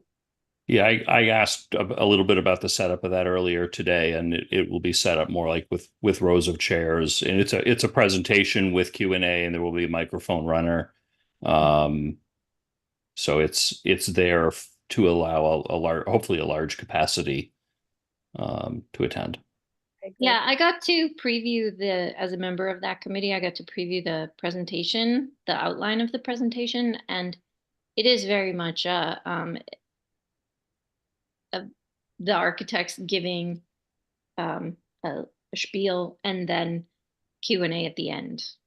All right, great, thanks. Okay, thank you. With that, Diane, any reports tonight? Yes, thank you. I did promise you a personnel update, and I got some good stuff to share. I'll do my best to get that to you this week. Excellent. Thank you. That's all. Great. Thank you very much, Diane. We do have Amy Paretsky with an electronic hand up. Amy, I'll bring you in. If you could, again, identify yourself and let us know what's on your mind. Hi, Amy Paretsky, 47 Indian Meadow Drive. And I'm speaking as a resident who's on the planning board. So it's a planning board statement, but no one on the planning board knows I'm making the statement. It was in comment to what you said, that you got a letter from town council about the municipal bylaw committee. And we weren't supposed to have a meeting the first week of March because it's an election. We're not allowed to meet on election nights. But right. We made the call to meet next Monday because we wanted to have a second meeting about the warrant articles before the warrant closes. So if anybody doesn't know, we are going to meet on Monday night versus Tuesday night in case anyone has any questions about the warrant articles. But I also wanted to ask Mitch if you could forward us that email before the 5th so we could see it. Oh, yeah. Because, you might have thought we weren't having a meeting, but we added another one. No, I just wanted to give it a read through, and I'll probably send it out tomorrow morning. Okay, thank you. Sure. Okay. Let's see. Okay. That concludes all of the reports. Is there any other business to come before us this evening? I have a question. Yeah. Okay, so do you or Tim or Diane or anybody have any idea what our March agendas are going to look like? Because it sounds like the first meeting in April will be the legislators primarily, and then town meeting. So, I kind of like to think about things way in advance, and I'm wondering what March is going to bring. Tim and I Will usually be a don't budget talk in detail presentation.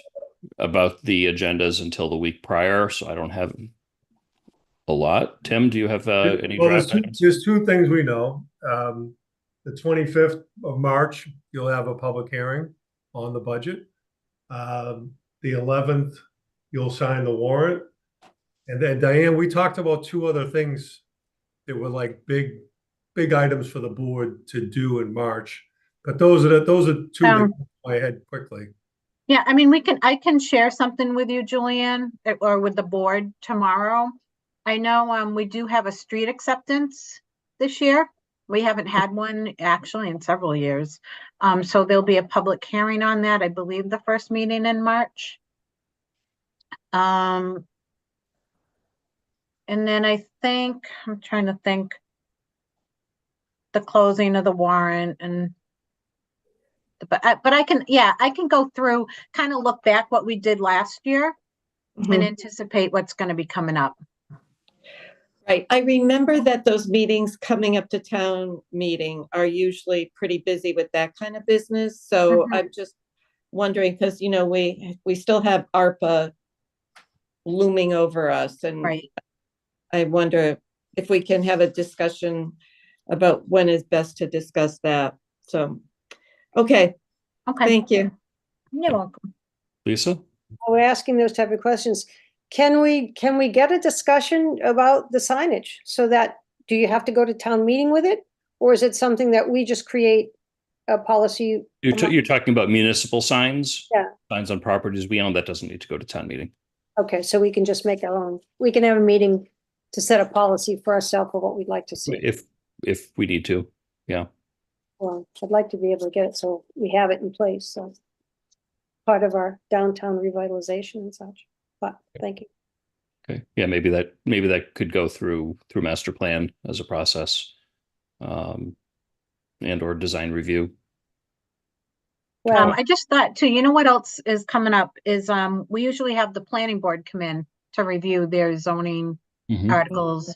I think either the second meeting in March or the first meeting in April as well. Okay. So we'll busy. Yeah, the legislators are coming to that April meeting, so if they could come in March, that'd be great, right? We'll see if they're ready. beginning? Okay. Yeah. Thank you. Anybody have anything else? With that, I will look for any public comment that anyone would like to offer. Raise your electronic hand. I'll be happy to recognize you. Going once. Going twice, seeing no electronic hands up. Public comment is closed. And with that, I will entertain a motion to adjourn. So moved. Second. Motion made by Kristen, seconded by Laura to adjourn. All those in favor, Kristen, Aye. Laura, Aye. Lisa, Aye. Julianne. Aye. I also vote aye. Vote is unanimous in favor. We are adjourned 9:21 p.m. Thank you very much, everyone. Have a wonderful night. Good night. You too. Thank you. Night. Good night.